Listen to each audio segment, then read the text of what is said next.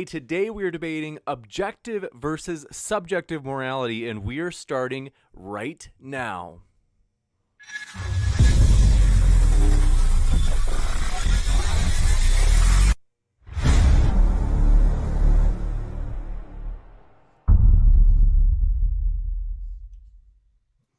Ladies and gentlemen, thrilled to have you here for another epic debate. This is going to be a lot of fun, folks.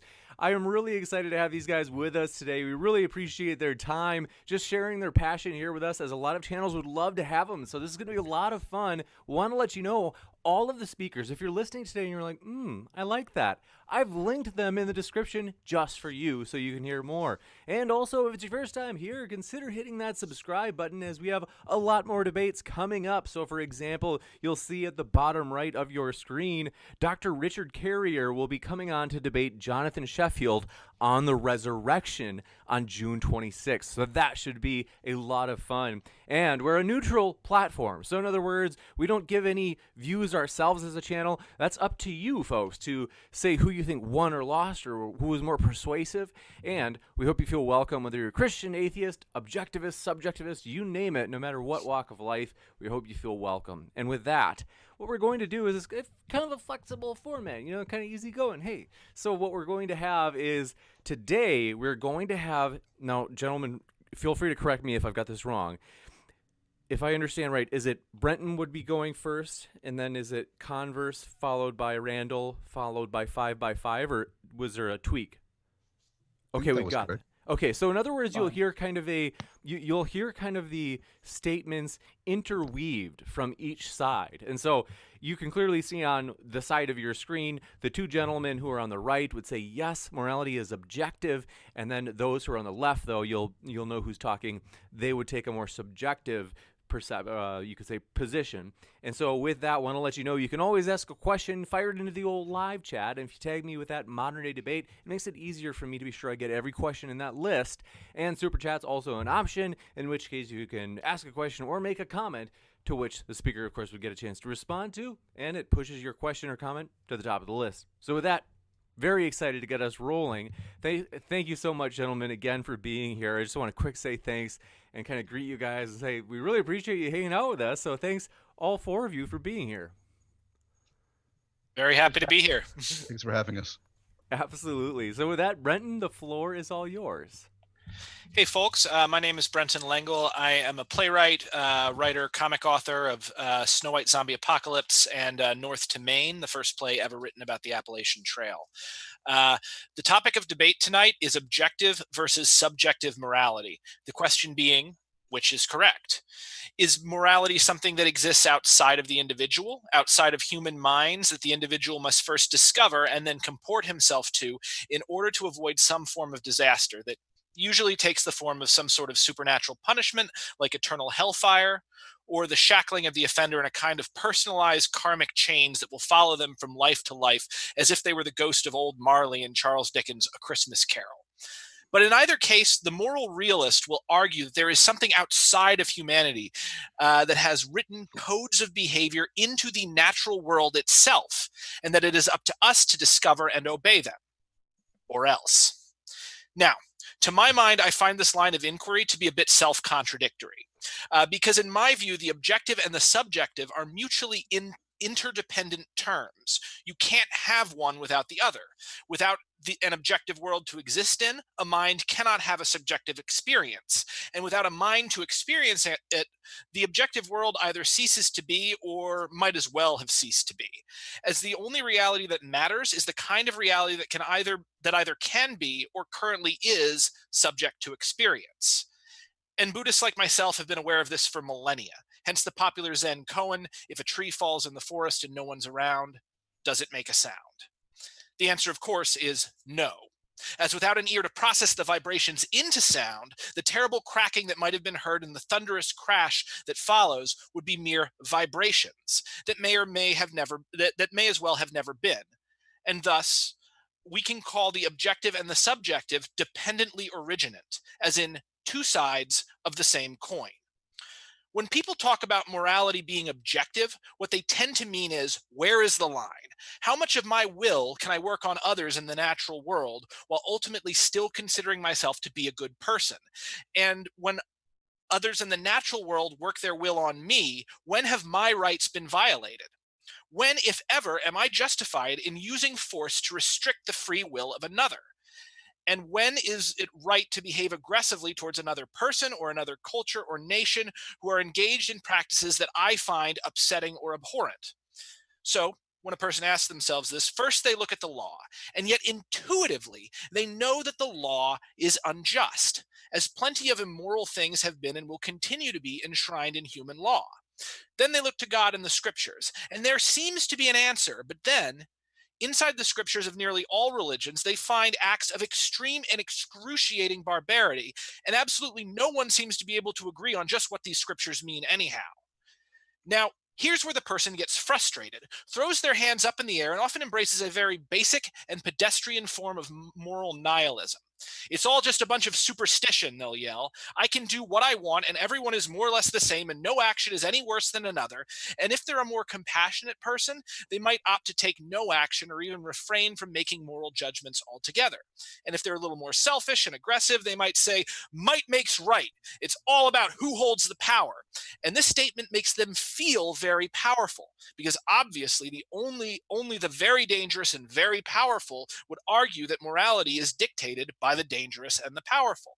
And this is a way for them to flatter themselves and signal this persona they have adopted to others who they hope will be very impressed, while simultaneously granting themselves license to ignore the voice of their conscience when dealing with others. This is the reason that this particular view of morality is very popular with adolescents and the occasionally socially stunted. Now, see, as this is all going on, however, every one of these people that I have just described is missing something very key. Namely, that the thing they are thinking of and speaking of isn't actually a single thing.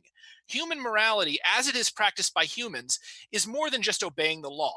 As the person who obeys the law, God's or man's, is a person to be feared, which is why lawyers, police, judges, and clergymen who present themselves in a similar manner often make people very uncomfortable. This is a person who has often turned off their compassion, who will give you only what you are owed and not one red cent more, and will always demand exactly what has been agreed to without regard for context or outcome. In short, this is a person who obeys and enforces morality out of fear, not genuine goodwill. And ultimately, their moral behavior comes from a very selfish place and thus is immoral.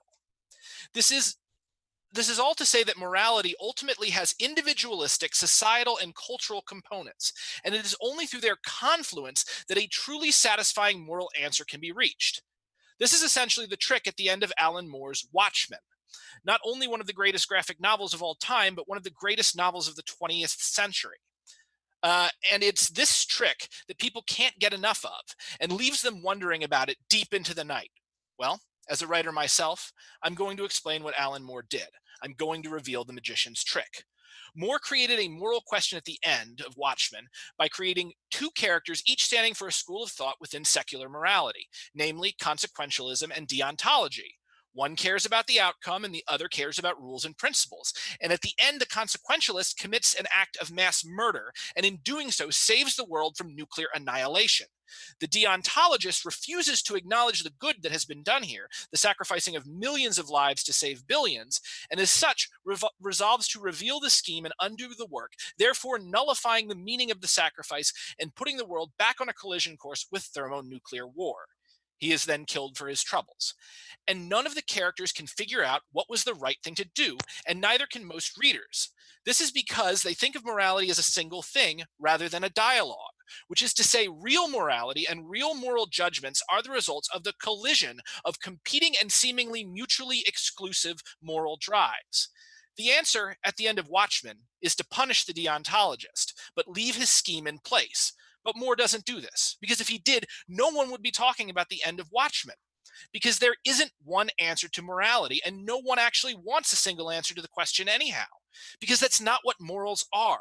Morals are a cluster of mostly pro-social ideals that humans have developed through pressures of natural selection and cultural replication to aid us in our never-ending quest to connect and collaborate with one another.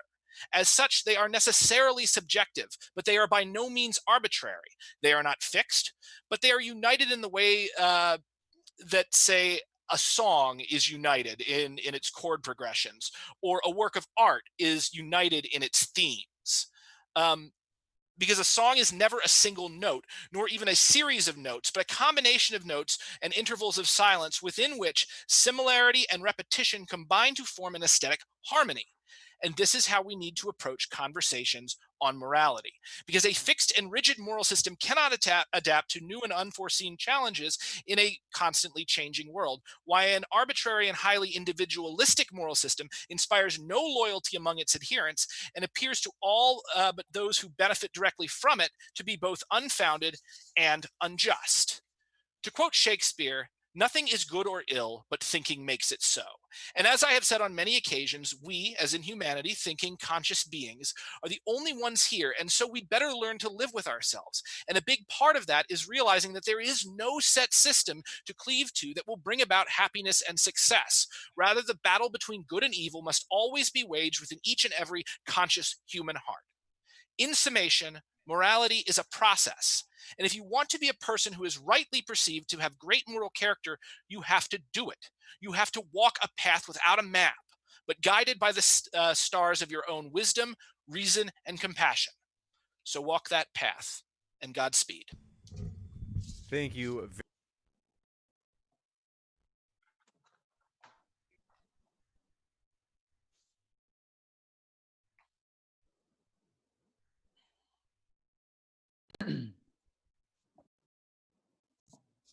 Your patience, folks. Had my cord come undone. Very embarrassing. But we are pumped for a couple of things. First, just want to let you know that red flashing that you see in my background in the studio is not a problem. The reason that we have any of the flashing red means a super chat came in. So thanks so much for your super chat. And then green flashing means we have a new subscriber that's just joined. So with that, we are very excited to kick it over to our dearest friend, Converse Contender. Thanks so much. The floor is all yours. All right, thanks, James. Thanks for having me on. Thanks for the invitation. I do appreciate you guys thinking enough of me to consider me. I have debated on here before, but a lot of people recognize me as a moderator on this channel. But as I said, I've been on here before debating multiple times. So I just want to start off by saying thank you to Brenton and to Robert for agreeing to this discussion. And as well, thanks to Randal for agreeing to be my tag team partner. I'm going to need him, I'm sure. And also, I think that Randal deserves a lot more subscribers than he has. I know he has a new channel, but definitely recommend going over and checking out his content. So with that said, so that I don't just ramble this entire time, I decided to prepare something ahead of time, which I think Randal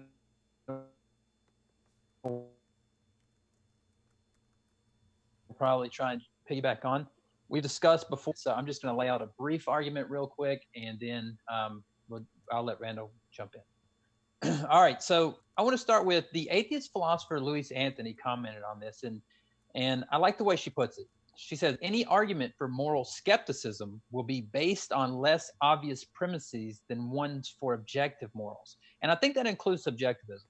I start with that to show that this isn't just theists versus non-theists, but rather many non-theists think some morals are objective. In fact, Brenton is a Buddhist, and he is arguing for subjective morals tonight. So that should be an indicator of the diversity on both sides of the issue. With that being said, I want to argue 2 points that I believe follow from the moral progress argument. First, moral progress is the notion that we have improved or can improve from a previous moral position. Number one, is there moral improvement or just moral difference? What are we improving towards? If a statement is morally better, then it is an improvement. And number two, the second point is that reductios follow from not having an ultimate standard to improve towards. So for example, if God exists and has a nature that acts as a standard, and it is the case that not murdering, for example, is improving toward that standard, then not murdering is an improvement. But if subjectivism is true and morals are based on your preferences or some other, then preferences are always true. So, for example, I believe that the murder of George Floyd was objectively wrong, meaning that even if everyone believed that it was fine, it would still be wrong regardless of human opinion or stance.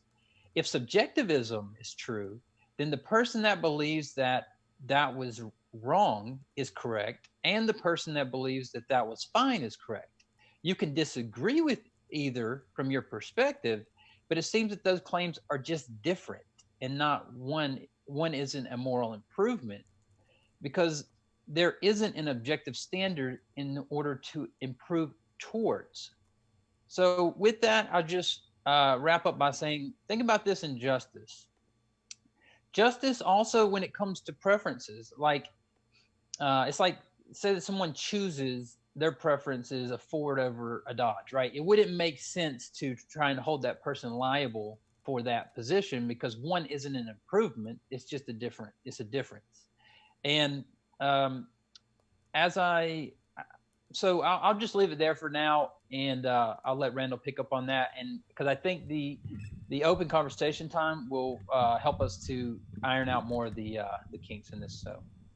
You bet. Thanks so much. And Randall, the floor is all yours. By the way, folks, I'm going to put Randall's YouTube link in the description. I had not known that you had started a YouTube channel, so we're excited for that. And I'm going to put that in the description right now. So with that, the floor is all yours, Randall. All right. Thanks to Modern Day Debate for hosting this debate, and to Brenton and Robert for agreeing to it. And thanks to Converse Contender for inviting me to participate as well.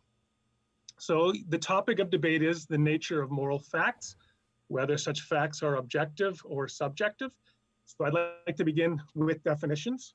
A fact is an actual state of affairs. For example, it is a fact that the Earth is a sphere and that 2 + 2 = 4, because both of those propositions describe actual states of affairs.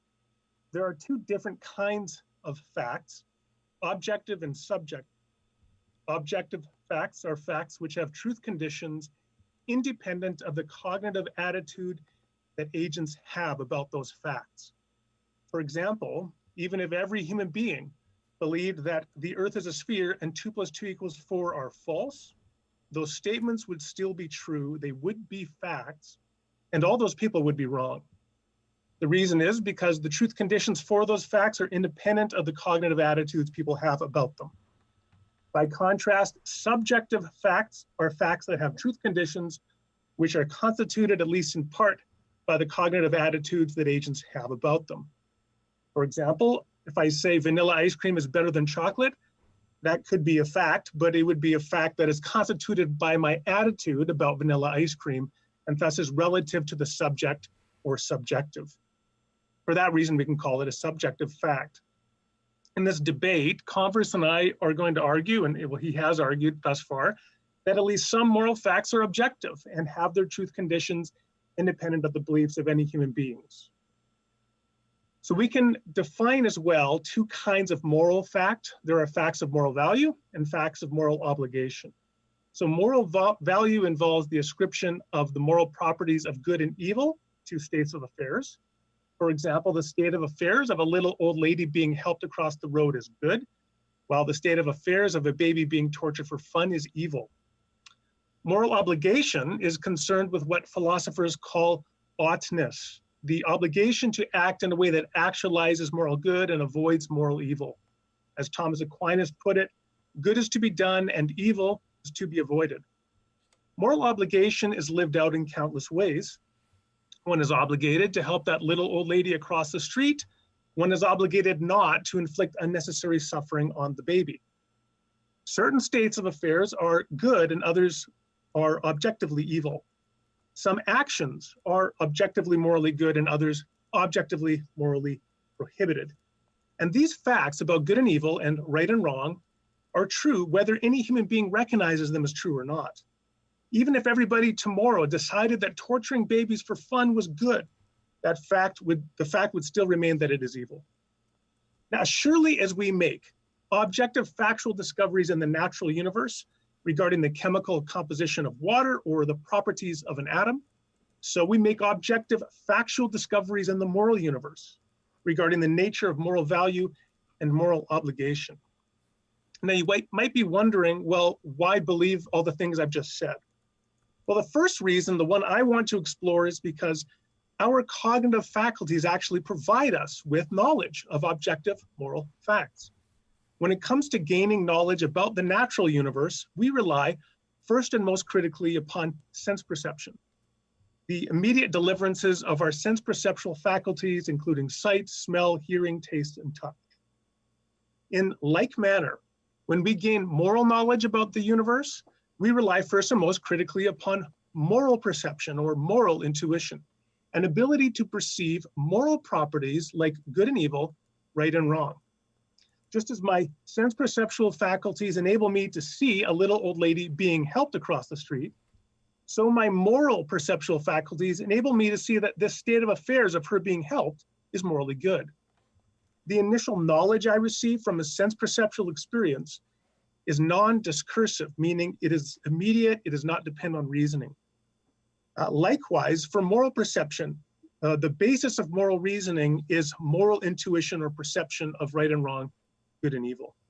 The great Russian novelist Leo Tolstoy provides a memorable demonstration of moral perception at work on the occasion when he witnessed a man being publicly beheaded. He later wrote this of his experience. When I saw the head divided from the body and heard the sound with which it fell separately into the box, I understood not with my reason, but with my whole being, that no theory of the wisdom of all established things, nor of progress, could justify such an act. And that if all the men in the world from the day of creation, by whatever theory, had found this thing necessary, it was not so. It was a bad thing. And that therefore I must judge of what was right and necessary, not by what men said and did, nor by progress, but what I felt to be true in my heart. We can make two observations about Tolstoy's statement. First, he is insistent that he discovered an objective fact about the moral universe, one that would be true even if all people believed it to be false. Second, Tolstoy grasps this objective fact not as a result of a reasoning process, but rather through intuition. He perceives it. The truth of the judgment manifests itself to him with immediacy. He can just see the act is wrong. A similar account of moral facts is evident, I would suggest, in our own day in the shocking footage depicting the murder of George Floyd. I can put it like this. When we saw Officer Chauvin's knee pressing on Mr. Floyd's neck, we heard his cries for his mother and his desperate pleas for breath. We understood, not with our reason, but with our whole being, that no theory of the wisdom of all established things nor of progress could justify this act. And that if all the men in the world from the day of creation, by whatever theory, found it necessary, it was not so. It too was a bad act. Now that perception is not mine alone. A similar grasp of objective moral evil of Chauvin's action in murdering Mr. Floyd has provided a sense of moral global outrage, and with it a percussive impulse that has led to protests and calls for reform the world over. And it all begins with the raw and bracing deliverances of our immediate moral perception of objective evil. I'm not claiming that moral perception is infallible. Tolstoy could be wrong, we could be wrong, but that's not just about moral perception. That's true of all our cognitive faculties. We are fallible beings. The key is to recognize that we don't exercise skepticism of our basic deliverances of our cognitive faculties until there's good reason to do so. And I would suggest we certainly know there are objective moral facts because we perceive them with the same raw immediacy that we perceive the nose on our face and the clouds in the sky. To conclude, any person who wants to argue that moral perception is fundamentally incorrect, that these facts are not objective at all, that person has the evidential burden to bear. One no less onerous than the skeptic who wants to claim that the world we sense perceive is really just an illusion and we're in the matrix. Unless and until the moral subjectivist can present a powerful argument to justify their position, we can and should believe that moral facts objectively do indeed exist. You bet. Thanks very much for that opening statement. We will now kick it over to 5x5. first time here. We're thrilled to have you 5x5, and the floor is all yours. Hey, thank you so much for having me tonight, guys, and thank you for Brenton inviting me onto this. I really appreciate that. I've got a new podcast to promote.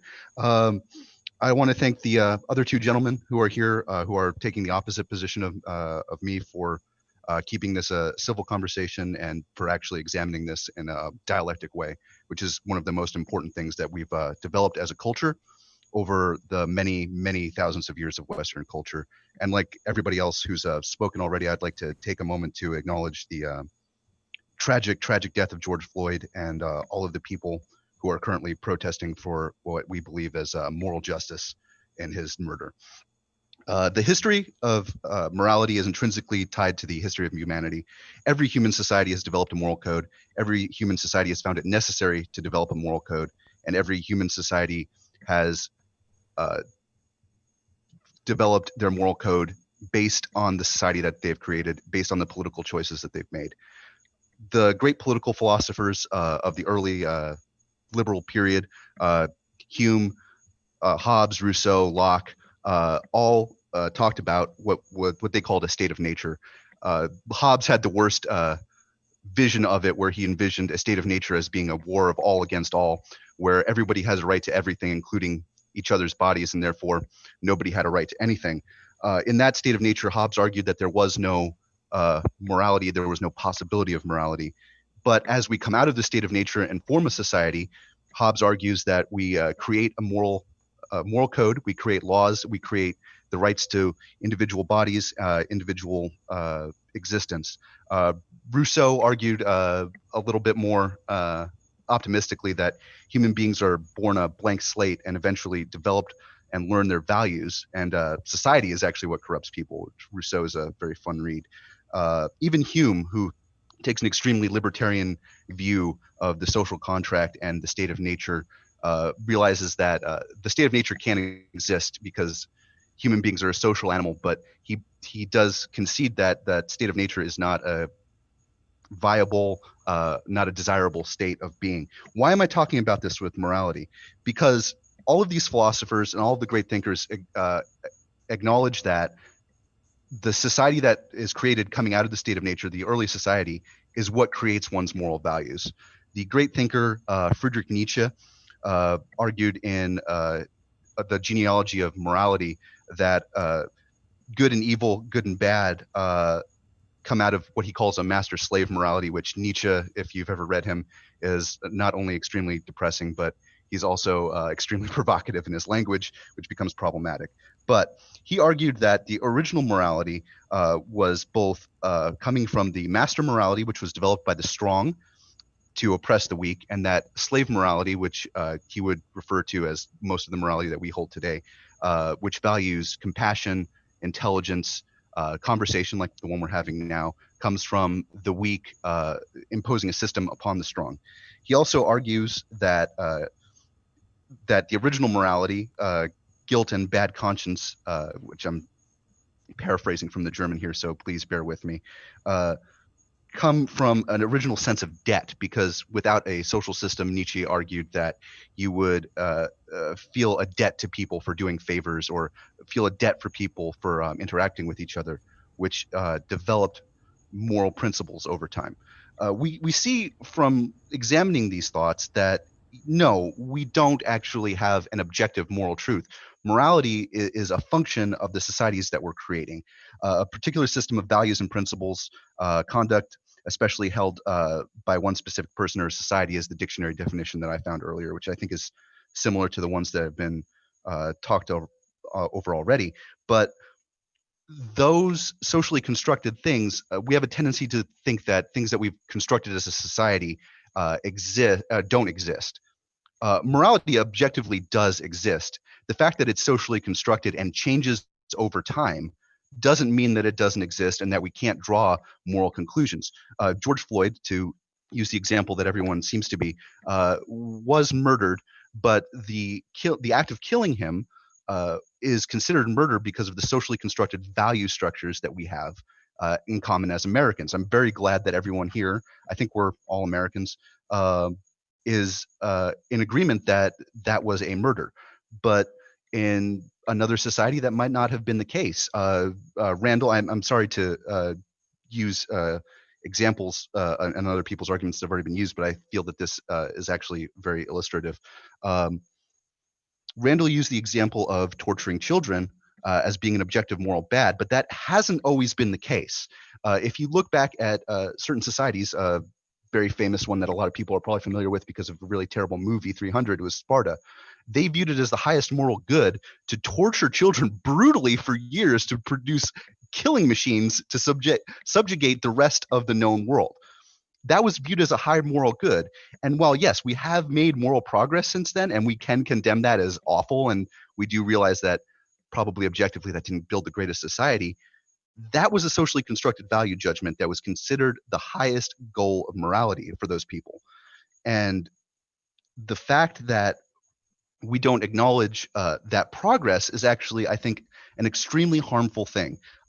Moral absolutism, deontology, the idea that morality is fixed objective fact and that we only make progress towards a greater truth, in my opinion, is a very harmful thing because it eliminates the imagination for the prospect of change. If everything is fixed and we have an objective moral truth, then we can't question something that's awful, something that's harmful, something that's disgusting to us as we progress morally, as we have dialectic, and as we progress towards a better ideal. Saying that things are fixed eliminates the imagination for that. It eliminates the glorification of the moral progress that we've made since the awful society I just referenced, and it limits the imagination of people trying to think for moral change.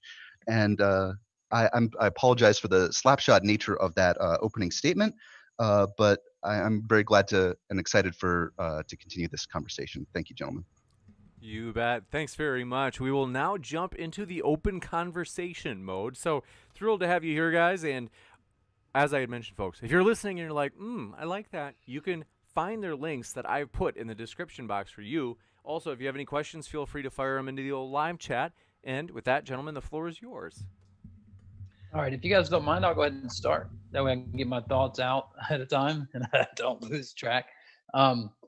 Let me know if you're having problems hearing me or anything like that. So if my audio is good, let us know in the side chat. Since it's fresh, I'll just I just wanted to comment on some of the things we just heard. He talked about Hobbes, Rousseau, Hume, and morality being socially constructed, that it was created, and that our moral values are created. Then he talks about Nietzsche and slave morality versus master morality. It's interesting because I actually was just I've been over this before, but I was just I'm going back through an audio book on philosophy that I've been listening to. Well, it's not a book; it's more like a lecture series. But I was on that part today. So oh, no kidding! It's really good that you brought that up. Yes. So I just listened to it earlier, and you're right. You're exactly right that Nietzsche. He thought that, well, it's inherently, the slave morality is inherently wrong. And the reason why is because you should rise up and fight if you have some courage, and that kind of thing. And he thought that religion and things like that were built to say, basically, hey, look, one day the last will be first and the first will be last. So in the next life, we're working for a purpose. We're working because in the next life, we're going to be rewarded, where these people who are doing good now, they're going to be the last one day, that kind of thing. Well, but one of the problems that came back with Nietzsche was he was, what really hit him was, well, then why did the state adopt Christianity? Because that was kind of a defeater for his argument, was that the master class shouldn't have accepted this slave mentality like Christianity, because he criticized it so harshly. And so that's one point that I would make, is that I think that he was incorrect about it, actually. And I think that we've seen evidence of that in history. So that's one point. But the other is that you said that George Floyd murder was wrong because socially we don't accept that, but it may have changed in a different culture, or it may have been different. I'm sorry to interrupt. It wasn't that the George Floyd murder was wrong. Well, actually, no. Go ahead. I'm sorry. I'll let you Okay. finish it, and I'll address this later. So I'm sorry. okay, so I just again, I personally don't think that it's a. I don't think that it's just different. The claims that it was wrong and the claims that it's fine. I don't think those claims are just different. I think one of them is actually moral improvement. And speaking of which, you brought up moral progress when you said you talked about Sparta and 300 and that we've made moral progress since. And again, I just want to ask, like, if there is no ultimate standard, what is moral progress? Like, what are we progressing to? And so that's all my thoughts on that. I just wanted to jump in on that.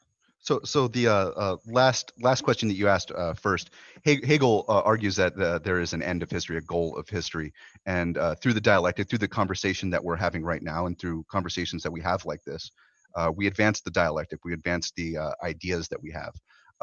Some people might say that there is actually a utopian thing that you can reach. I'm personally not a utopian, but that doesn't mean that if there isn't some perfect standard, we can't advance further. We can't find something that improves our material condition currently. That doesn't mean that we can't find a standard that works better for our ideology as a society. That doesn't mean that we can't realize that something was not desirable or beneficial to a social structure. I'm sorry, you had a question? There's something I'd like to say here, actually, really Yeah. quickly. And this is actually one where, Robert, you and I kind of somewhat disagree, though I agree with you on Hegel. Yeah.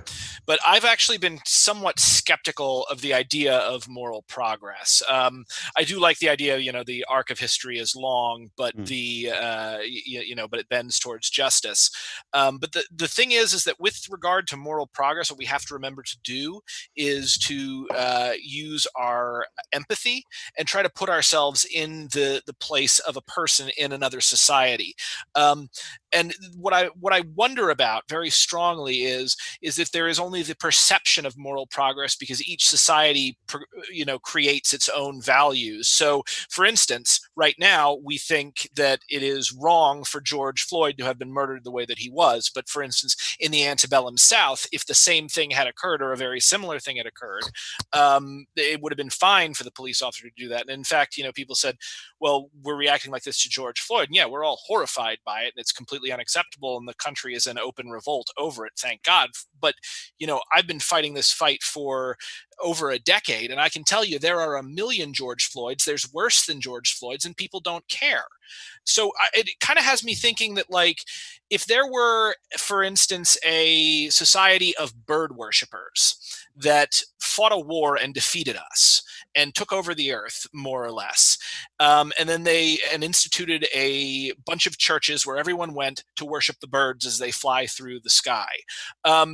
They would be sitting there saying, look at how much moral progress we've made. Look at how many people are worshiping birds, because that's those values that they have decided on and then imposed on the world, through power. So is the sense of moral progress, I can see how it is true in a certain extent, but also, once again, like I keep hearing from... There's a lot to digest there. Yeah. Yeah, well, I mentioned bird worshippers. There is, and I do actually kind of have something to say about that, is that what you're talking about, morality, Foucault wrote about this, is absolutely transmitted through structures of power. He wrote about the church, economics, so your work actually might transmit some sense of morality to you. Schools, all of these are actually centers of power that society exerts on you, and that society transmits moral goods to you through. And what you're talking about is a hypothetical society of bird worshippers. Hopefully it's a really cool bird, but taking over our society and instituting bird worship on us, that's one of the reasons it's so important. And we're seeing this with the unrest that we're having in the country now. It is so important for a society to be democratized, to be democratized and to maintain control of those transmitters of moral authority to the people in as much of a democratized and empathetic way as possible. And that's something that we've So- learned over time through the dialectic, through exchanging ideas. And, you know, if anyone's familiar with Hegel, I'm so sorry if you had to read Hegel. Yeah, So so- if I could insert Yeah, myself, please, yeah, I'm at sorry. this point. Maybe I'll start with Robert. So Mhm. 5 by 5. So it seems to me that you are making a mistake of moving from the observation that descriptively societies to some degree disagree on moral facts to the conclusion that therefore there are no objective moral facts about which they disagree.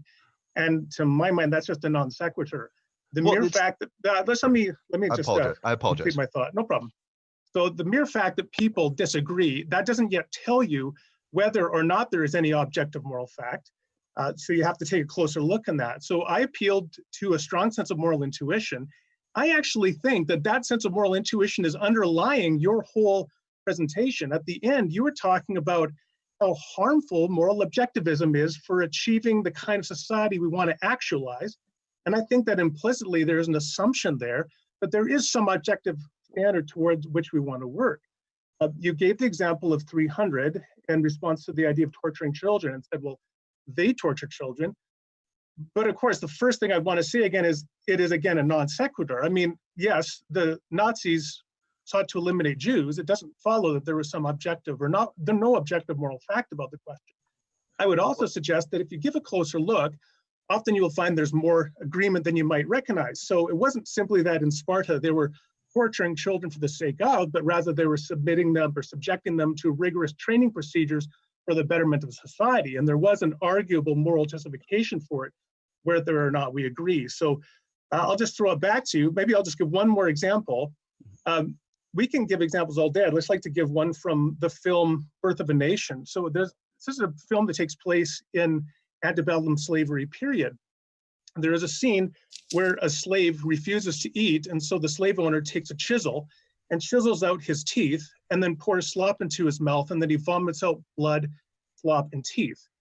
And I would challenge anybody to say that that is not an objectively worse society. It seems to me quite obvious, intuitively so, that that is an objectively bad society, inferior to the one we now have, despite all the imperfections of the one we now have. Converse Contender gave an argument about moral progress, and he also, and I think that argument is borne out by this example, the contrast from society today and antebellum slavery. So I would just throw it back to you or to Brenton. As horrifying as that is, I'll do this quickly and then we'll move on to Robert.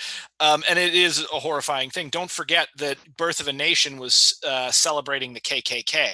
Like they were the heroes of Birth of a Nation. No, And, we're talking about the Birth of a Nation film that came out like oh, 5 years the ago. newer Birth of an. Yeah. Okay, I thank you for. Sorry, yeah. getting that. Did anyone actually see that though?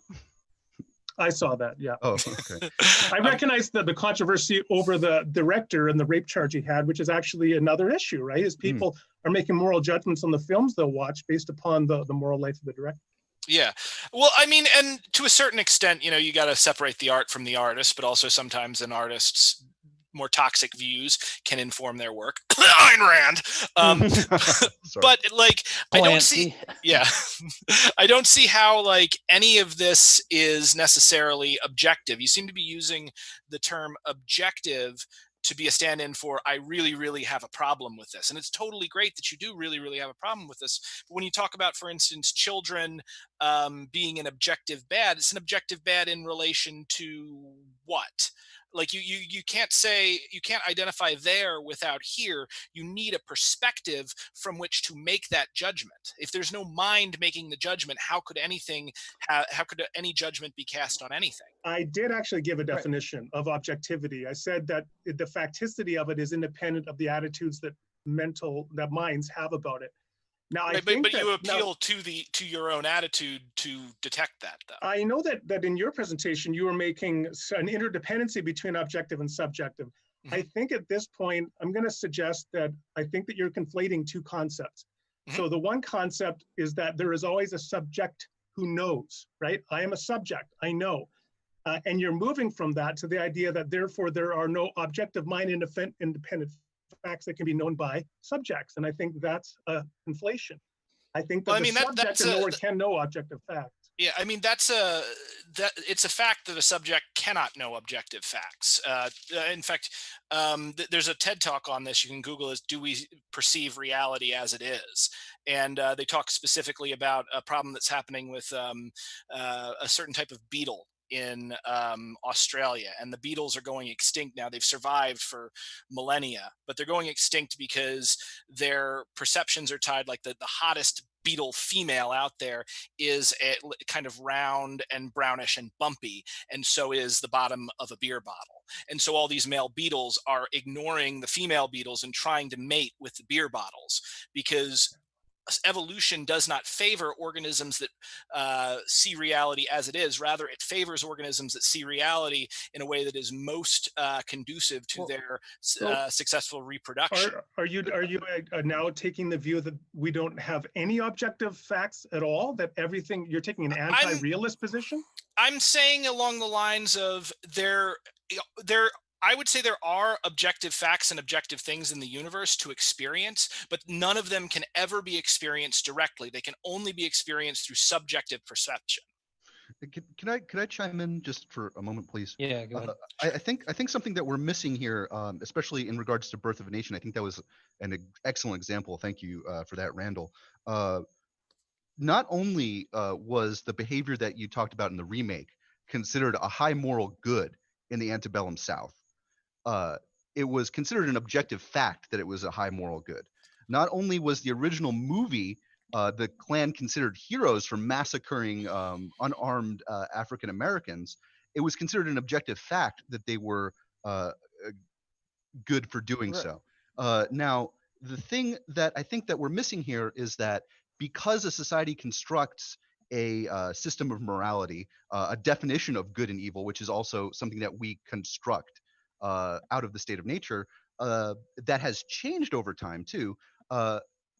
Just because we construct that as a society doesn't mean it doesn't objectively exist, and does not mean that we can't understand and make moral judgments. And that doesn't mean that we can't make moral judgments about societies that have come before, or ideas that have, been, I don't want to use the word defeated, but been replaced in the dialectic that we have now.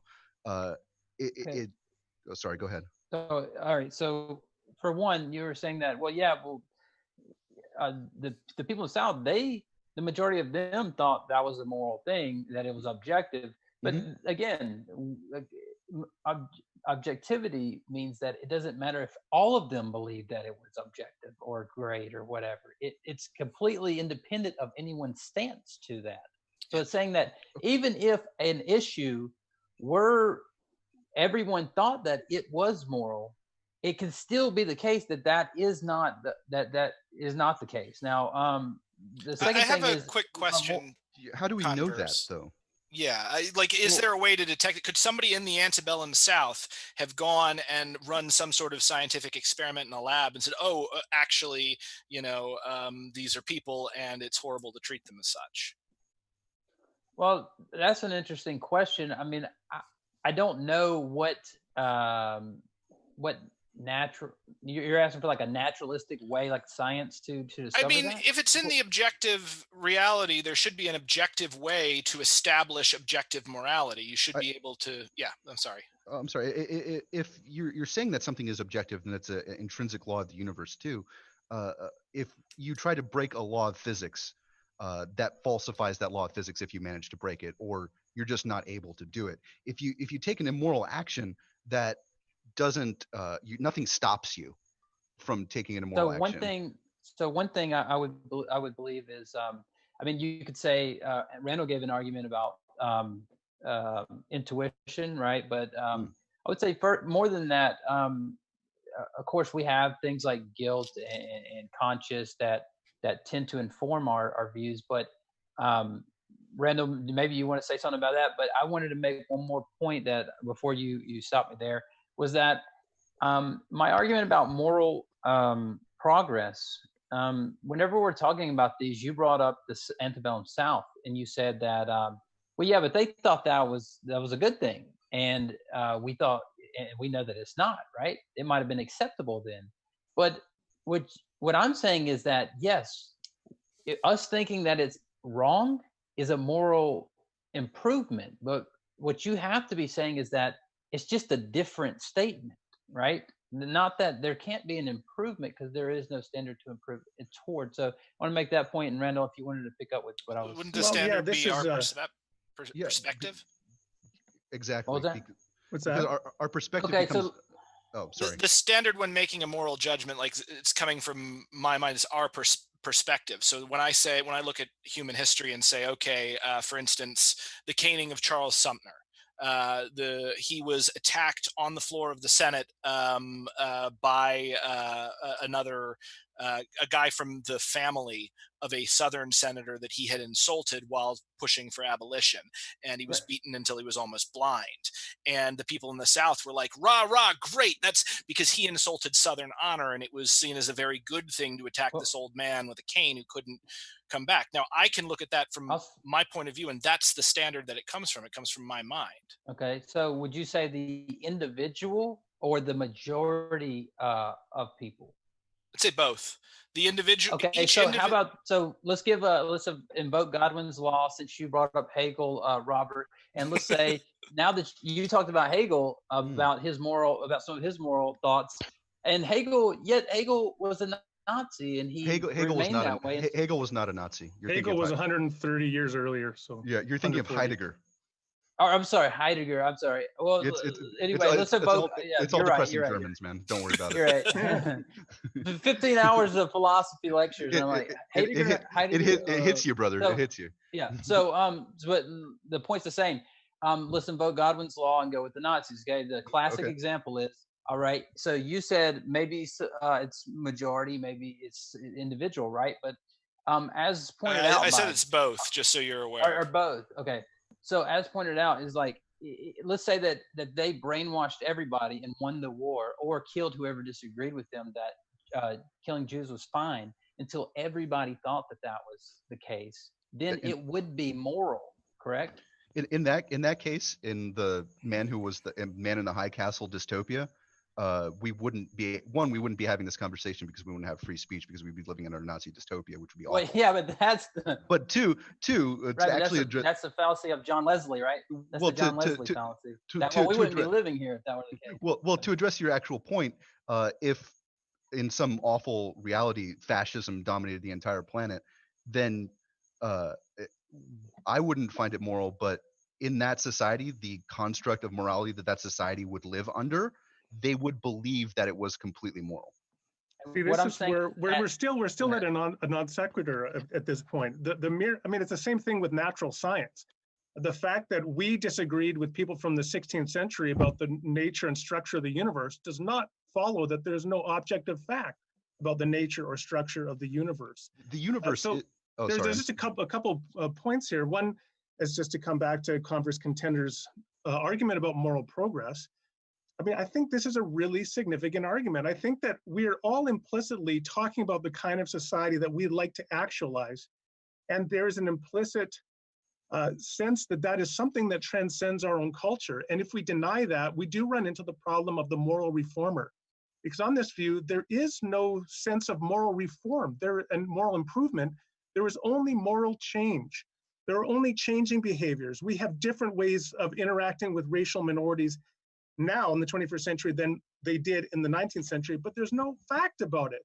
And I think that that's just so profoundly counterintuitive. Now, Converse Contender began his talk by referencing Louise Anthony, making, I think, a very important point. And she's an atheist, so I think it's maybe doubly worth heeding in this context.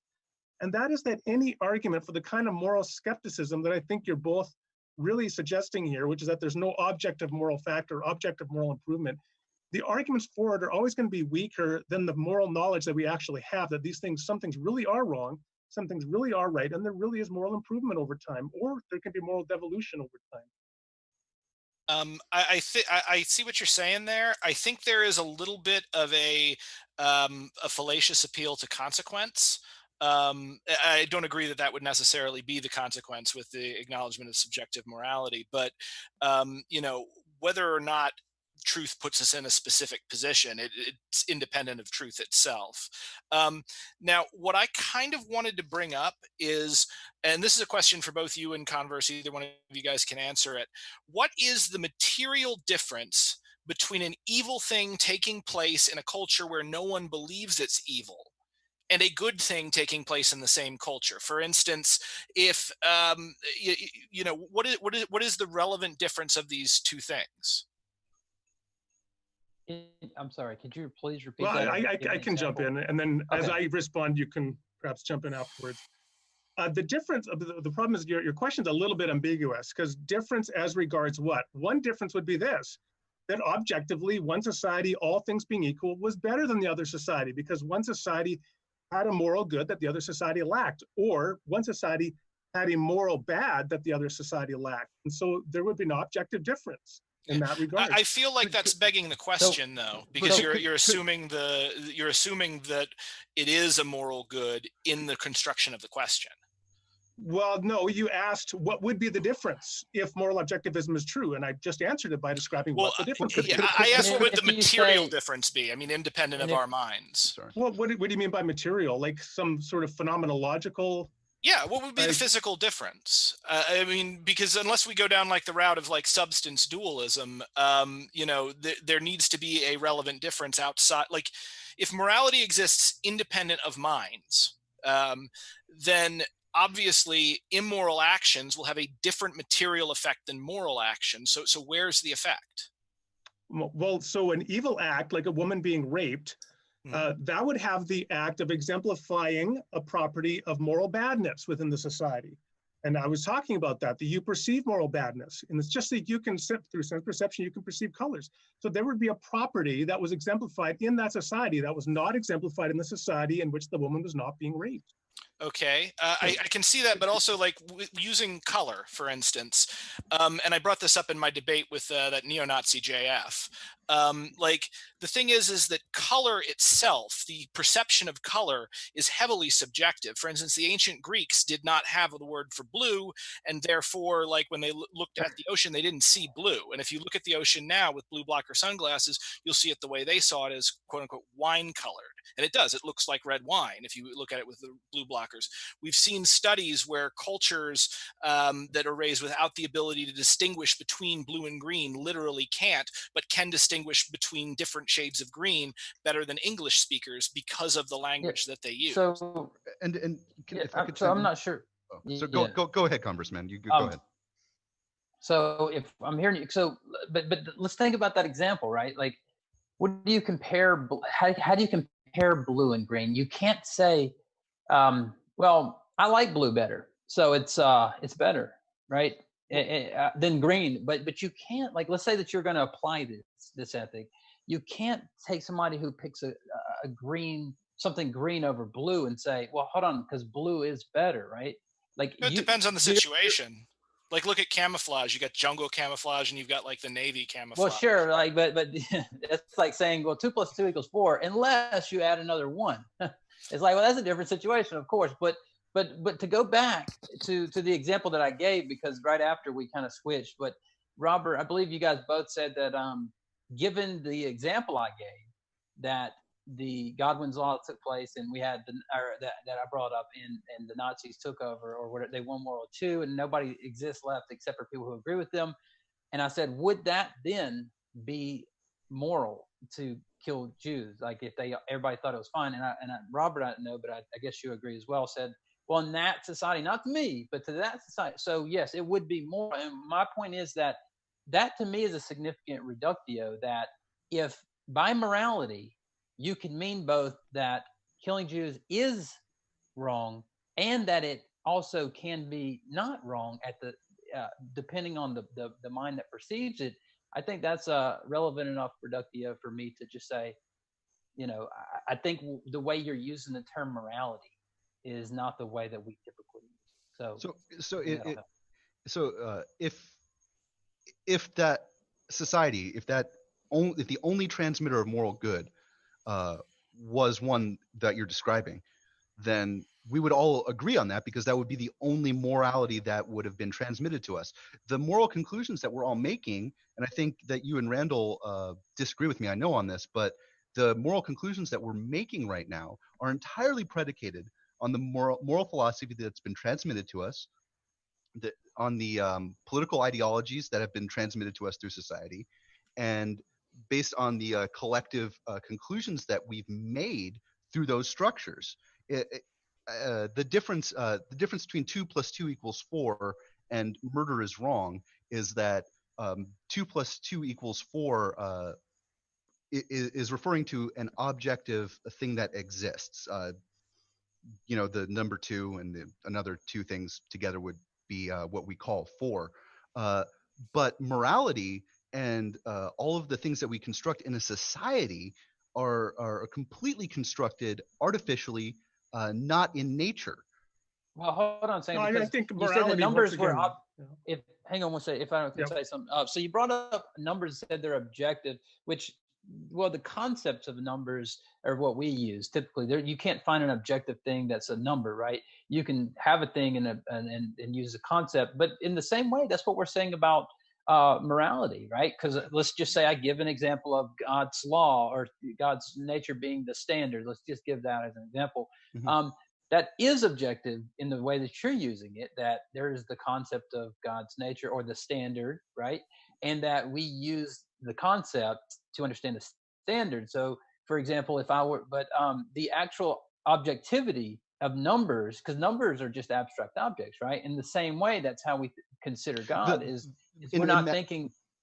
In mathematics, in the mathematical sense, when you're thinking theoretically, yes, numbers are artificial constructs that we've made to represent a phenomenon in the universe.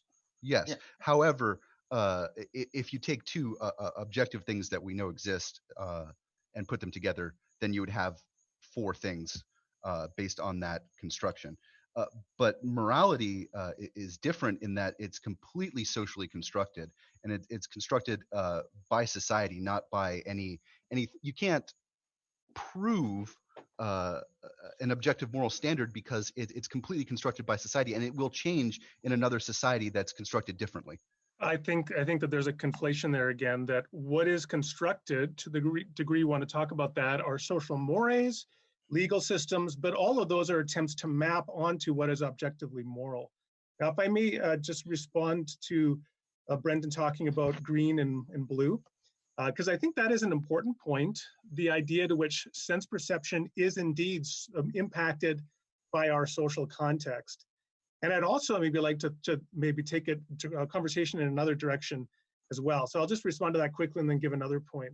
So on that point, first of all, I don't know what the phenomenological experience of the Germans seeing blue versus green was, because I can't experience their qualia, right? Their first person, I don't have access to that. But it is true, I agree, that sense perception can be impacted by our culture or by our environment. There's a famous example of a tribe of indigenous people that lived in the rainforest. And when they were first brought out to a clearing, they did not conceive of depth perception. When they saw small people walking on a distant hill, they thought they could reach out and grab them because of their environment.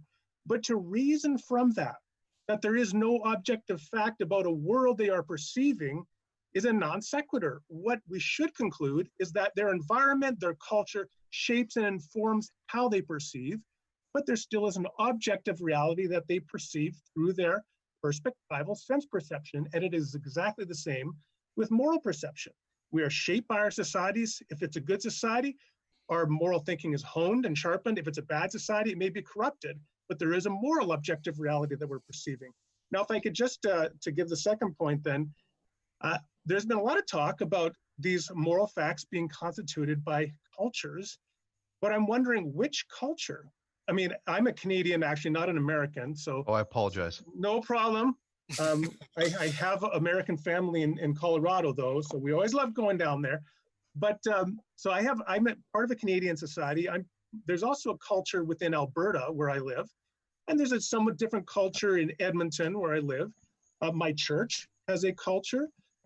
My family has a familial culture. I'm part of. I mentioned before this thing began that I like particular kinds of movies and music, and I go to festivals, and there's a culture there that I partake of. Which cultures are the ones that constitute moral facts? Because all of these cultures are a little different, and many of them disagree on what the moral facts are. So what fixes the moral facts if it is a culture? I mean, I would say it's the confluence of all of them, and it's your mind making the decision as to what is the moral fact. But yeah, I mean, again, I feel like, and this is, as I said in my opening statement, morality is not one thing. It's a confluence of a number of sometimes lateral and sometimes intersecting things, and sometimes what appears to be mutually exclusive. And it is the conversation of these things together that eventually allows us to come to a satisfying moral answer about something. Now, there is one thing I wanted to bring up just before I forget it. And also, by the way, Randal, thank you so much for bringing up Tolstoy. He's one of my favorite writers, and also, one of the most famous anarchists in history. So good on you. There was one thing which was, I feel like there was an attempt to shift the burden of proof that wasn't 100% justified. Yeah, and it's that the shifting from to put the burden of proof on subjective morality. Now, if we look at morality, we know that it exists. We all agree that people have morals. So then the question then becomes, is that morality does it exist in human minds, or does it exist in reality? We know it exists in human minds, at least because people have ideas about morals and people disagree with each other about morals. So therefore, we know that it exists in human minds beyond the shadow of a doubt. Now, is there an objective standard out of that? That's what we don't really know. And we would need proof if we wanted to take that in. So I do actually think the burden of proof is on objective morality, not subjective morality, but I'd be open to having my mind changed. So you said, first of all, I mentioned many cultures, and I said, where's the moral fact come from? And you said, well, it's your mind interacting with all those cultures. But here's the problem, is that each mind interacts with a different subset of cultures. So by that logic, every mind has its own morality. Yeah. So that you have a radical subjectivism, that everybody has their own morality. There is no sense that I can objectively say to you, you've done something wrong, even if we're in the same American society or Canadian society, because each one of us has our own individualized morality. Well, you can, because the dialectic ultimately decides that. So it's the rationality of the fact? The moral argument ultimately decides whose position is adopted by the society at large. What is the moral argument that decides? Are you mean two people talk? Well, two people talk. Well, two people talk is the ideal, and that's what we're trying to do here. Well, four people, but you understand the principle of what I'm saying. But in society, we see you can look at the stacks of moral tomes that have been written over the last few thousand years that are all essentially arguing for a specific ideology, a specific moral standard, being more desirable based on the ideology that the writers have had transmitted to them or have come up with, if they're a great thinker like Tolstoy or maybe Nietzsche. But that is all completely constructed by society based on the ideologies that we have, that we've constructed, and the political choices that we've made. It's not it's not something that exists in nature. It's something that exists as we've come out of the state of nature and formed society. So Derek Chauvin, it was part of a culture in the Minneapolis Police Department that believed it was appropriate to treat people in a particular kind of way. And all you're saying is, yep, that was his morality. It's different than mine. Yeah, that's all you can say. But the structures that we've created as a society that he agreed to live by under the social contract that we create when we come out of the state of nature and form a society. That's illegal. That's a fiction. There is no such, there never was any day when we decided that. And I've already pointed out that there are multiple cultures that we're talking about. So which culture had this decision that we're all going to live by a particular way? So in our specific case, it comes out of the Enlightenment and what we would use as a placeholder, the Western dialectic.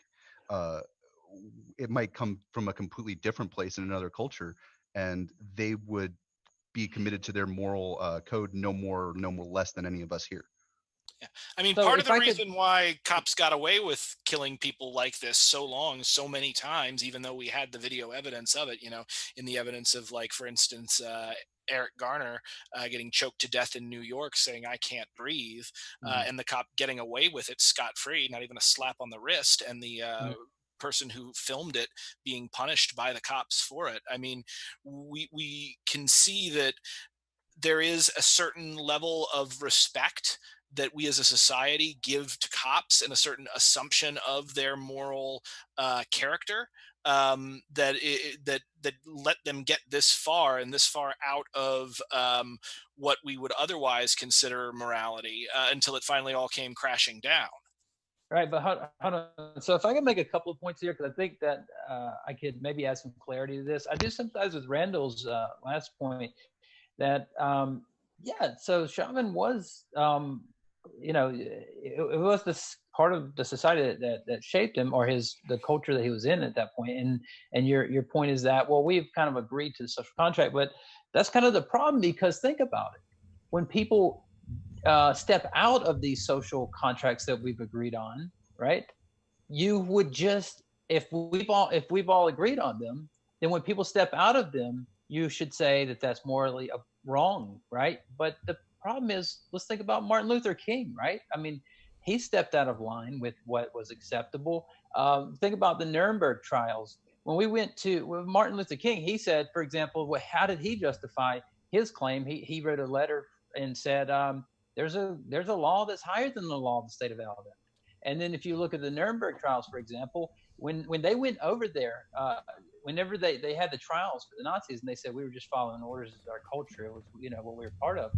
They didn't just say, well, you're right, so just get moving. No, they were saying there was something above cultural norms that is obligatory. And if I could just say something about Brenton's point, is that I didn't want to ignore your point about knowing objective morals, right? So, but I don't know if it's because we don't have that much time left. What you're getting at is epistemology, like how do we come to know something, right? And I think that would take us quite a long time, because I could, simply, just to give an example, I could say, well, revelation from Jesus Christ is, Well, hang on. Let me correct you really quick. I wasn't just want to let about... you guys know that we will go to Q&A in just a minute. Sorry to interrupt. Okay. Can I just, there's something I really wanted to bring up, and I haven't had a reason to, but this does need to come up. So there was a study done several years ago in 2009. So, 20, almost more than 10 years 11. ago. And what they found was that when people were reporting, they would have people, they do a neuroscan on people and have them report their own feelings on an issue, God's feeling on an issue, and also another person's feeling on an issue. So like Democrats or Republicans or something.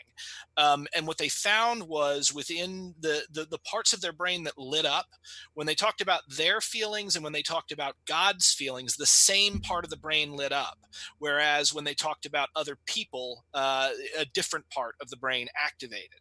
So it seems from the study, what it would imply is that when people are saying that they're appealing to God or some sort of objective truth, the brain is literally just going back and they're thinking about it themselves. Right, but you should know as well as anyone that those studies can be highly skewed. And I did see that study before. It's been brought to my attention. But as you should know yourself, with studies like this, I mean, it depends on, number one, who you ask, right? Number two, are they the sample group, right? Well, I mean, there could be problems with the study, but if you've seen it before, do you know any specific problems with the study that you can bring up? Definitely studies can be wrong. Well, it's, as you said, it's kind of an older study, so I haven't actually thought about it read about anything on it in the last years. So, but I have had it brought to my attention and looked into it. And I bring up other studies like that, but the opposite, similar to it at least, before, I got similar feedback from people who disagree with it. But the point is that I could easily say, well, Brendan, let's think about it. The reason why you disagree with me is because studies show that when you're confronted with a view that contradicts your beliefs, you tend to cling tighter to your beliefs. So that's why you're not accepting what I'm telling you right now. That's neither here nor there. I want to let you guys know that at some point, the rationale. At some point, if one of you is willing to defer to the other, giving them the last word, excellent. Otherwise, in about 2 minutes, I will have to forcefully take us into the Q&A.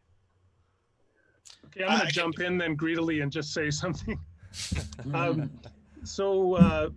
couple of things. I wanted to respond to Brenton when you said I've shifted the burden of proof, or we've shifted it.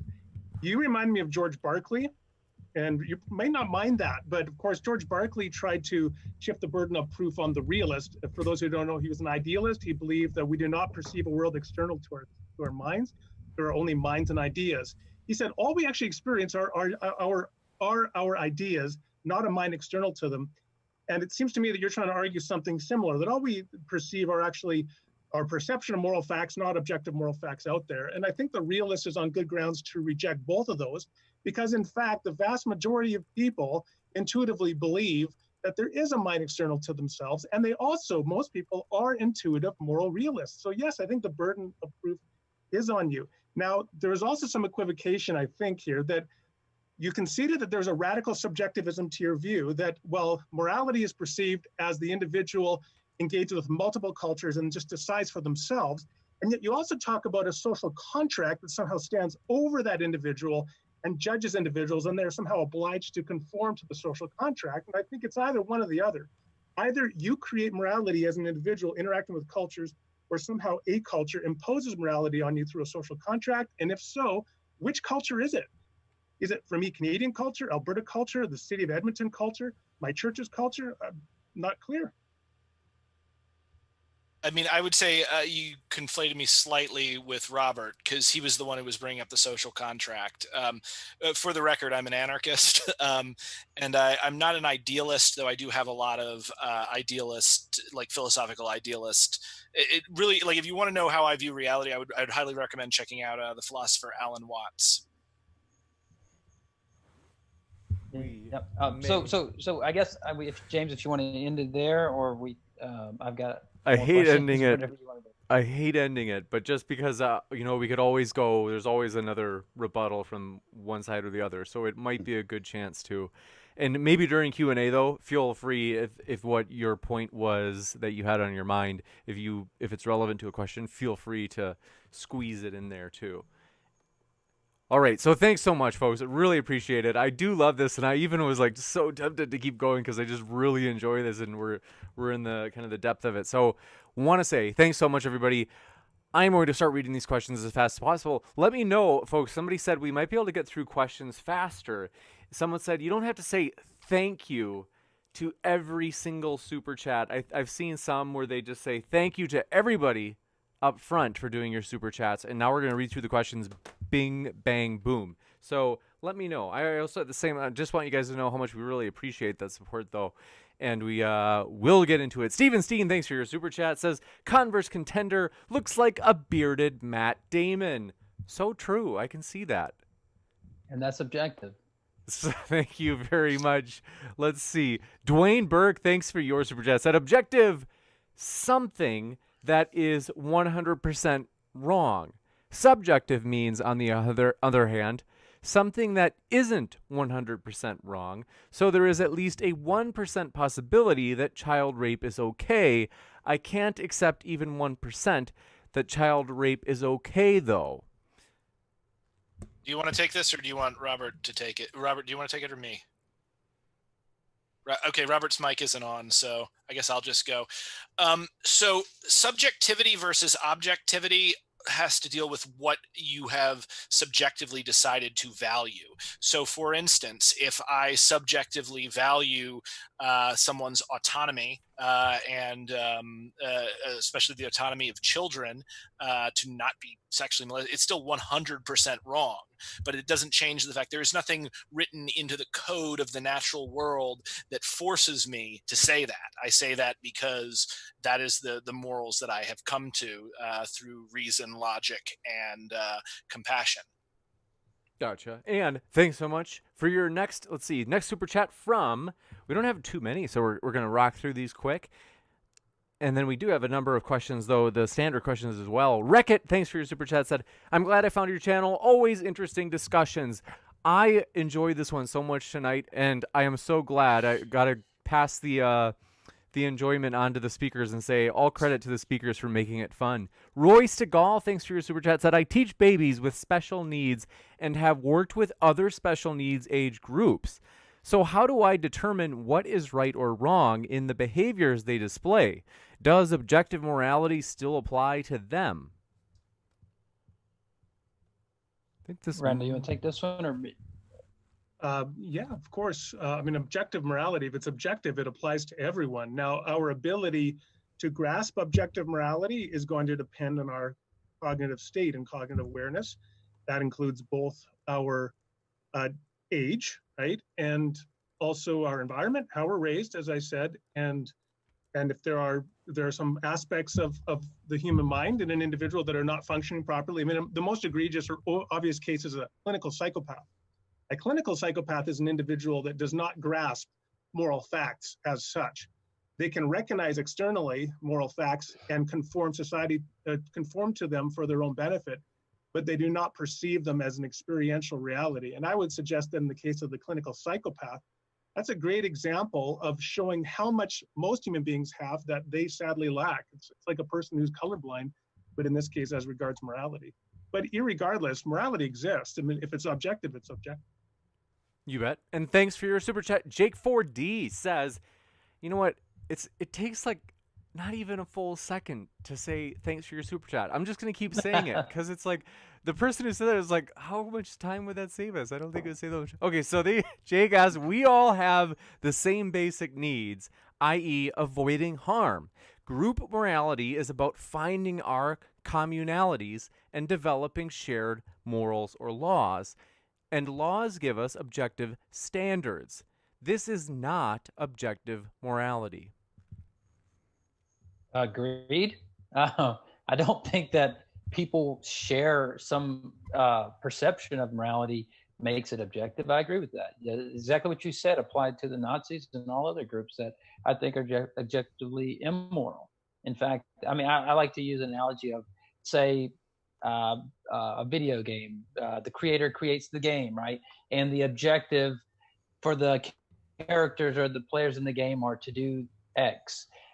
If they are not to do X, they're just not following the standard that they were the purpose that they were created to perform. So I mean that's I can agree with the statement and just say that they're I agree with that. That's not a problem for us. If I could jump in on the end of that just for 1 second, that example that Converse just used of a video game is a good actual reason that morality isn't an objective thing. Because in a video game, if you try to do something that the creator didn't intend for you to do, that is against the cosmology of whatever game you're playing, you can't do it. It's not going to happen. But you can. Yeah, I'd have to disagree with that. Say that you have to, just say you're in Mario, right? And you're supposed to jump over a hole in the ground to reach the finish line or whatever, and you jump into it. You can obviously. And well, then the creator even if that intended were for the you case, in that I case could to be. accept. Sorry. The creator intended for you to be able to jump into that hole in the ground and lose your life in To that be video. able to, but the agency, right? The choice is a factor. So, but if it was a completely objective thing of morality, you wouldn't be able to. Well, you're talking about doing something that's intended, and I think it's a very, very, very lacking cosmological creator that would allow you to do something that it isn't in your interest or in the interest of the society to I see your hand going up. My bad. No, one more point, James. I actually disagree with you on this. You said it's an entirely lacking creator that would allow for you to even have the possibility. Actually, I think let's just, I think it's the opposite, right? I think that if you, because I've heard the statement that an all-powerful God would allow free creatures. Well, is an all-powerful person capable or powerful enough to partially limit their powers in order to have free creatures to have their own will, for example, in order to interact with them? So I just don't think that's the case. I had a quick question for Converse here. So if we go by divine command theory, which is God says it therefore that is what is moral and what is not. Let's just say hypothetically God said child rape is great, now go do it. Would that make it moral? I think you started off with a straw man. So God says it, therefore it's moral. That's not what we claim. Okay. So that's one level. Is morality subject to the will of God? No. So God's nature is the standard in which morality is is measured, like infallible barometer or something like that. It's been given as an example. And when you do not fall in line with the nature of the one creator, so let's just give it like this. So I think I know where you're going with that. If God changed its nature, would the nature of child rape be okay? If it because I assume if God is all powerful, God can change God's own nature. I've got to give the Yeah, see, last I think- word to the objectivists on this one, and then we'll go to the next question. Can I jump in on this one then? Yeah, go ahead. I mean, so two things quickly. First of all, most divine command theorists are not divine command theorists about moral value, but rather moral obligation. I made the distinction at the beginning. So moral obligations, right and wrong, what we ought and ought not do, are constituted by commands or identified with commands. And we can perhaps know them through reason or moral intuition or something else. And then moral value is, as Converse said, to be identified with God's nature as the necessary expression of his nature. So counterfactually, God cannot choose other than what his nature is. For God to be omnipotent means that God can do whatever is consistent with his nature and logically possible. But it's a metaphysical necessity of morality that evil cannot be good and good cannot be evil. And so that's just a necessary expression of his nature across all possible worlds, or in every possible way things could have been. So no, he could not have chosen to make evil good. James, one thing, sorry, just to give an example, say that the God, that there was nothing besides this God, right? And he created all that exists. So everything that exists flows out from God. Then his nature and being is the standard of all that exists because it all came from him. And let's just say that something like, well, could God say that stealing was right? Stealing or something like that is a feature of an agent that is wanting. God having all things is not wanting for anything because all things flowed from God. So that's just an example quickly to show why that's not the case. All right. Jumping. Just one quick thing here, though. Hold on, like, I'm so sorry to do this. Just because the super chat was originally for the objectivists, I don't want to gang up on them, so I want to give them the last word. No problem. Next up, Lily R.O., thanks for your super chat, said 5x5. Are you really Dave Rubin? No, thank God, no. My hair, my camera isn't on because I'm not looking really great right now, but my haircut is much better, and my suits are fitting. That's impressive. I mean, I don't believe it. That's Yeah. good. Next time I'll turn the camera on. Next up, Jake 4D, thanks for your super chat, said, what is your culture? Everyone, then, that influences you. It is your country, it's your church, it's your town or groups you attend. To the degree you influence them and they you. You are their culture. This is maybe regarding the last thing from... Yeah, no, that's a very good way of putting it. Absolutely. I mean, maybe I misunderstood what was the point of that, or what was the question in that? I think the person who was asking the question was talking about the methodology of how we transmit culture to people and the structures which do that. So like your church, your friend group, your town, your church. I said church already. Excuse me. Your workplace. All of these things transmit culture, transmit ideas, and transmit things like moral philosophy to you. Yeah, we understand that, but I think what he was saying was he was asking, like, where is the culture? What is the culture that is influencing me? What he was saying essentially was that you, Randal Rauser, that you are the culture of all of like you are the micro expression of the macro confluence of culture around you that then leads to the moral judgment. It's kind of like what Walt Whitman said, I am large, I contain multitudes. And that's the point actually I was making, that once we recognize that, then we're left with a radical subjectivism that each individual has their own moral code that is born of the radical confluence of cultures within that individual. I mean, they do, but it's just not just that. There's also the other institutions within society. There's the other individuals. There's the broad sweeping cultural movements that we all exist in. And Sure, but it's all ultimately created by each individual. So what is right for Derek Chauvin is wrong for another particular individual. presumably for all of us. But Well, what is right for Derek Chauvin was also determined to be wrong by the broader society in which he existed. Right, but same thing with Martin Luther King is what Martin Luther King did was determined to be wrong by the broader society. It wasn't, though, because the Civil Rights Act was passed and his argumentation and his not during his time, though. You're saying that later on, people with 2020 about a year after his death, the Civil Rights Act was passed. But I'm talking about when he crossed the bridge, right? When he crossed the bridge, there was an outpouring of popular support in multiple states for him. Most of those people who were crossing the bridge with him were existing in the societies that were living under Jim Crow. And whether he was a great reformer or not is only a fact that could be answered on your view with respect to each individual making their own judgments with respect to the unique confluence of cultures within that individual. There is no transcendent moral fact, even for two individuals, on the view that you guys have defended. Well, I don't think there should necessarily be a transcendent moral fact because there's nothing in the material world is fixed. Everything is in a constant flux of change. And as everything is in a constant flux of change, anything that would be transcendent through that would necessarily get to a point where it's completely outdated and wouldn't make any sense. But then on your view, there's no normative moral debates. We can't have a disagreement about morality because each individual is right with respect to the unique confluence of cultures within that individual. I mean, we can have Unless a my disagreement. interpretation is wrong. I think that the last super chat, maybe my interpretation wasn't on the same page as everybody else, but I think it was maybe more of a challenge to the objectivist. So I do want to kind of give them the last word and then move to the next question. Sure. And then So James, I'll just say one more thing and short then we and can pithy. move on. So Brendan, I heard in a debate you said on this guy's view on race, you said as a Buddhist, I see your ideas on race as something of a religious. I have a religious law that I have to oppose. It seemed that you had some type of moral law that you had to oppose based on it. I just want to ask that quick question if you. Oh, awesome. Yeah, answer. I would love to answer that really quickly. So essentially and I meant to say religious duty. My brain screwed up there a little bit because I've been yelling. Well, maybe that was just a.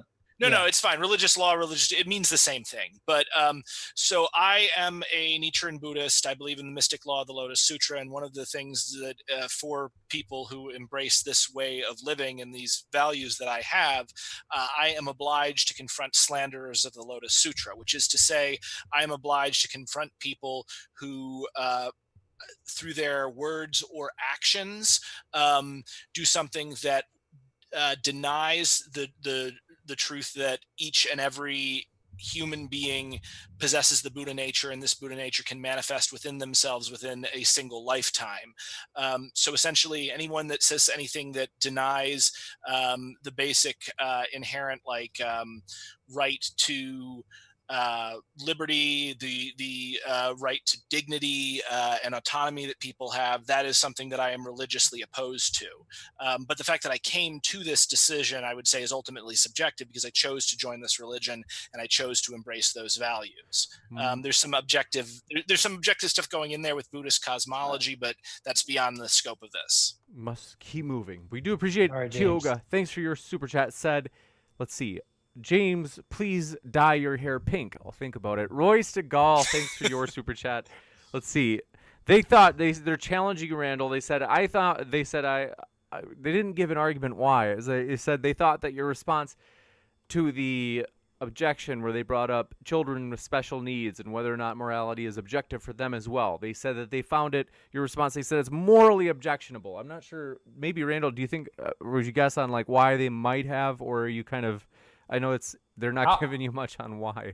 They would need to explain what is morally objectionable. I said that objective moral facts exist independent of people. That's what I've taken the view of. Now, again, I said that everybody's going to have a relative grasp of those moral facts through a variety of factors, including their cognitive faculties, their culture, their development in terms of age and so on. So I don't know what the James, maybe I'll give an example I think may help. It may or may not. We'll see. But so say that a radio, right, depending on the strength of the antenna, may receive a signal, full signal, a partial signal, or no signal at all, right? It does not have any effect on whether there's an actual correspondence between that radio and the actual station. So while there may be special needs that has less of a signal, right? The objectivity has no bearing on the objectivity of the moral. Gotcha. And That thanks. might help. You gotcha. You betcha. And thanks for your super chat from Dave Gar, who said, this is an interesting one.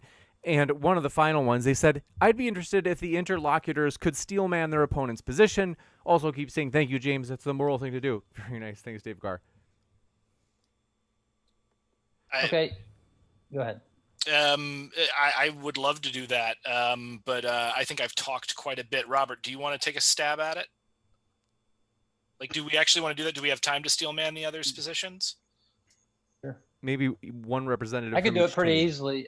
I'd just say that the argument from the other side seems to be that, well, regardless of if people think there's an objective moral or not, cultures are typically cultures and individuals are typically what decide on whether something's moral or not, and that if there is some objective fact of the matter, it needs to be shown objectively, and that there is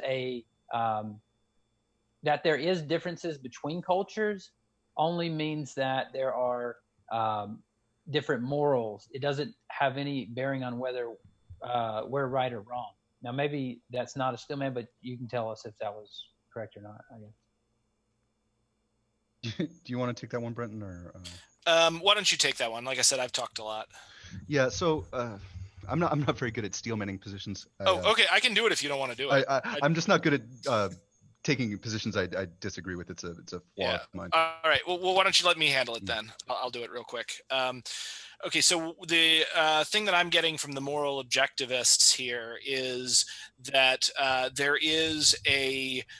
there may be disagreements on the details of morality throughout history, but there is a definite theme in morality that we keep coming back to that seems to be independent of time and place and context, and that when I see wrongdoing in my heart, I can feel something, and it doesn't feel like just an opinion, like whether or not I like chocolate or vanilla. The murder of George Floyd was horrifying, and it should never happen again. And I can feel that conviction that I feel is something that feels beyond me and feels like it is a part of the objective universe. And Gotcha. so I choose to put that forth. And thanks for your super chat, Jake 4D, who says laws are simply largely agreed upon and codified moral statements. Societal mores change ahead of laws. This is why we stand up protesting for change, such as Black Lives Matter. I would just say that laws, social mores and laws are, again, attempts to approximate what the good society is, to exemplify or model a society on what we believe to be objectively a good society. And I believe in more respects than not, 21st century America is a more just society than 19th century America.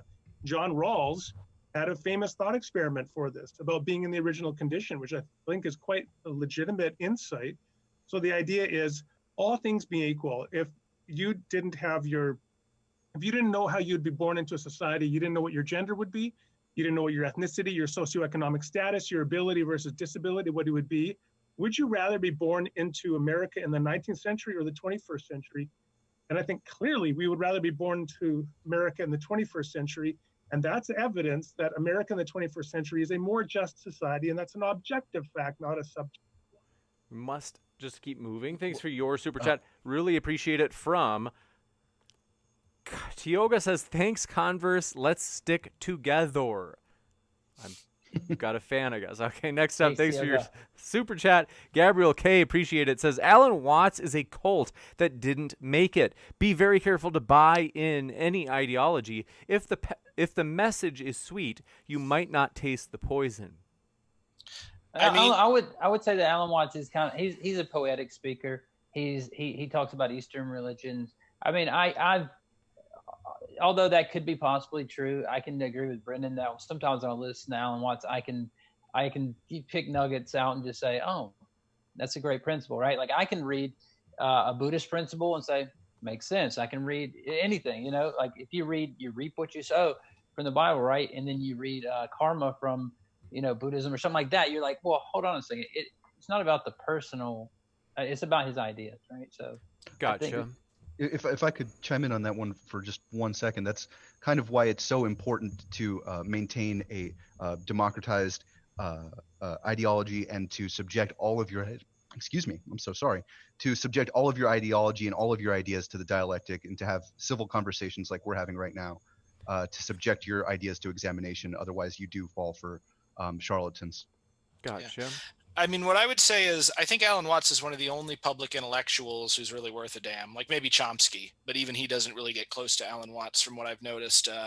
Now, if he was a cult, he's a cult of one. He didn't really have followers, and he didn't attract them or attract a movement like in the sense of like L. Ron Hubbard. You know, he definitely had his flaws. He wasn't a great father, unfortunately. Neither was Shakyamuni Buddha. I appreciate his philosophy, and I really appreciate his ability to explain Eastern thought in a way that Westerners can understand. But I don't agree with everything that he says. Gotcha. And last, before we wrap it up, we do have a Patreon comment from Brian Stevens, who also says Matt Damon looks like an unbearded version of Converse Contender. So very nice. Full circle. Yes, it is. Thank you, folks, for hanging out with us tonight. And most of all, thanks for our speakers being here, hanging out with us tonight. It was a really fun conversation. Hope you all enjoyed it. And want to remind you one last time, I put all their links in the description box, including Randal's YouTube channel, which we just learned about tonight. So you can check out any of these four gentlemen. And thanks again to these four gentlemen. Really appreciate you guys being here. It's been a true pleasure. Thank you. Thank you very much. And thanks for the other speakers. Absolutely. With that, we'll keep sifting out the reasonable from the unreasonable, folks. I hope you have a great night. We will be back tomorrow. We will have Cliff from Ask Cliff, the famous kind of YouTube channel in which he kind of goes out and does evangelism and apologetics. He and his son, like real life son, this isn't just me making it up, they're going to be teaming up, and they'll be going against Randolph, who is the president of Canadian Atheists. By the way, Randall, he said, what part of Canada is Randall from? Edmonton, Alberta. Gotcha. That's why you sound like Jordan Peterson. No, well, he's from Toronto, so. Oh, he is? We're about 5 days drive away. Oh, okay. So then I'm just racist. All right, thank you. Well, apparently I sound like Dave Rubin, and as a New Yorker, I'm deeply offended and saddened by that. But poutine is gross. Just that's an objective fact. I don't That actually being said, disagree. it is objectively wrong if you did not subscribe to Modern Day Debate. Absolutely. Appreciate it. It's been a fun time, folks. And so, yes, that should be a good one tomorrow night on whether or not it's reasonable to believe in Jesus as one savior. So we'll have two atheist guests. Jim Majors will be back for the first time in a while, and he will be partnering with Randall. So should be a lot of fun. We hope you guys keep sifting out the reasonable from the unreasonable. Take care and have a great rest of your night or day, wherever you are.